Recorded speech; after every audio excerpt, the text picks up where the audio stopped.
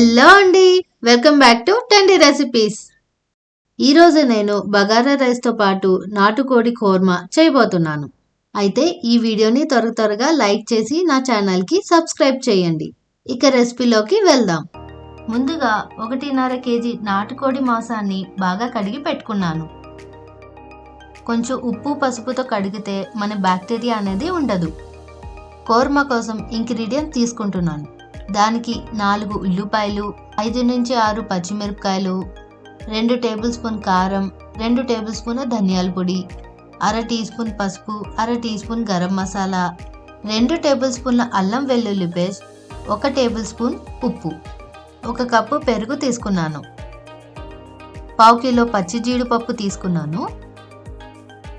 ఇప్పుడు నాటుకోడి ముక్కల్ని ముందుగా తీసుకున్న ఇంగ్రీడియంట్స్ అన్ని వేసి మ్యారినేషన్ చేయాలి. ఇప్పుడు దీన్ని బాగా కలుపుకోవాలి. మరీ డ్రైగా ఉంటే గుప్పెడు నీళ్లు యాడ్ చేసుకోండి. ముందుగా తీసుకున్న ఇంగ్రీడియంట్స్ లో ఉల్లిపాయలు, పచ్చిమిరపకాయలు కట్ చేసుకుంటున్నాను. ఇలా సన్నగా చిన్నగా కట్ చేసుకోవాలి.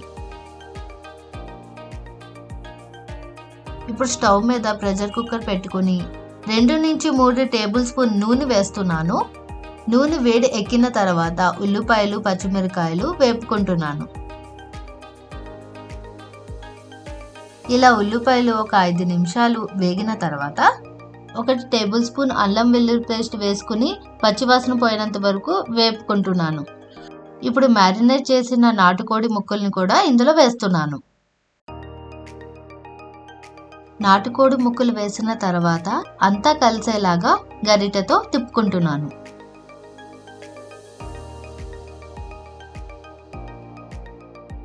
ఇప్పుడు మూత పెట్టుకుని ఒక 5 నిమిషాలు ఉడికించుకోవాలి. 5 నిమిషాల తర్వాత మళ్ళీ మూత తీసి బాగా కలుపుకుంటున్నాను. ఇప్పుడు 1 గ్లాసు నీళ్లు మ్యారినేట్ చేసిన మసాలాతో కలిపి ఆ నీళ్లు ఇందులో వేస్తున్నాను. ఇప్పుడు మళ్ళీ బాగా కలుపుకుని కుక్కర్ విజిల్ పెట్టుకుంటున్నాను.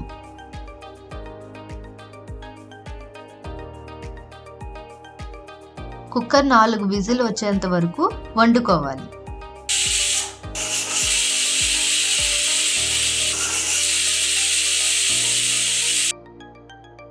నాలుగు విజిల్ తర్వాత మూత తీసుకుని మళ్ళీ ఒకసారి కలుపుకుంటున్నాను.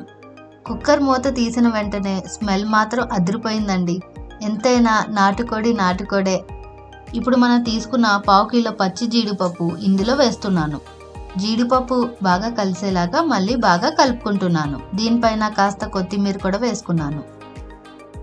మళ్ళీ బాగా కలుపుకుని నూనె పైకి తేలేంత వరకు హై ఫ్లేమ్లో ఉడికించుకుంటున్నాను.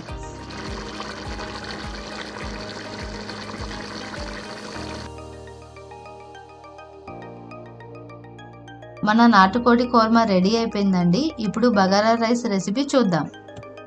ముందుగా 1 గ్లాస్ బాస్మతి రైస్ తీసుకున్నాను. దాన్ని బాగా కడిగి నీటిలో 1 గంట పాటు నానబెట్టుకున్నాను. తర్వాత 1 ఉల్లిపాయ, 1 టమాటా, కాస్త పుదీనా, 5 పచ్చిమిరపకాయలు, కొద్దిగా కొత్తిమీర తీసుకున్నాను.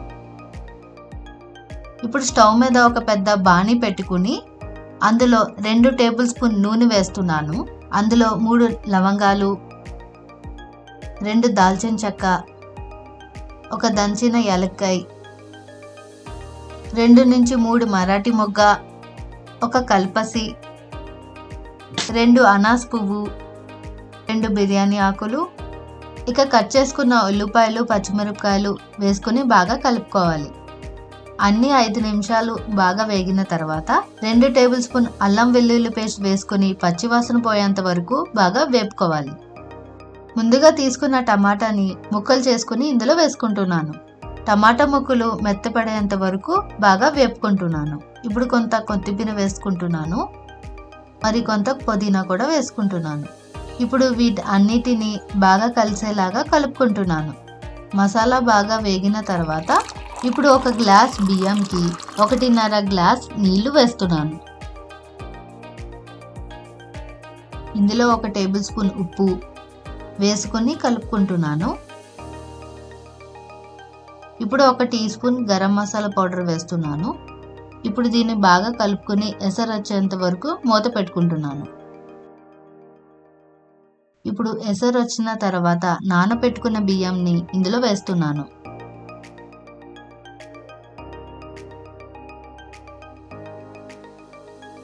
ఈ బియ్యంని గరిటె సహాయంతో మళ్ళీ ఒకసారి బాగా కలుపుకుంటున్నాను. ఇప్పుడు మూత పెట్టుకుని 8 నుంచి 10 నిమిషాల వరకు కుక్ చేసుకోవాలి. మధ్య మధ్యలో గరిటె సహాయంతో కలుపుకుంటూ ఉండాలి. 10 నిమిషాల తర్వాత స్టవ్ ఆఫ్ చేసుకుని మళ్ళీ ఒకసారి గరిటె సహాయంతో కింద నుంచి పైకి కలుపుకోవాలి. ఇలా కలుపుకుంటే అన్నం పలుకులుగా ఉండదు. మన బగారా రైస్ రెడీ అయిపోయిందండి. ఇప్పుడు దీన్ని సర్వ్ చేసుకుందాం. మూత తీయగానే బగారా రైస్ వాసన కూడా అద్భుతంగా వస్తుందండి. మీరు కూడా చూడండి ఎంత చక్కగా ఉడికిందో. గుమ్మగుమ్మలాడే బగారా రైస్ ఇంకా నాటుకోడి ఖోర్మా రెడీ అయిపోయిందండి. మీకు ఈ వీడియో నచ్చింది అని అనుకుంటున్నాను. ఇలాంటి మరెన్నో రెసిపీస్ కోసం నా ఛానల్కి సబ్స్క్రైబ్ చేయండి. అయితే లైక్ చేయండి, షేర్ చేయండి, అలాగే కామెంట్ చేయడం మాత్రం మర్చిపోకండి. Please subscribe to 10D recipes.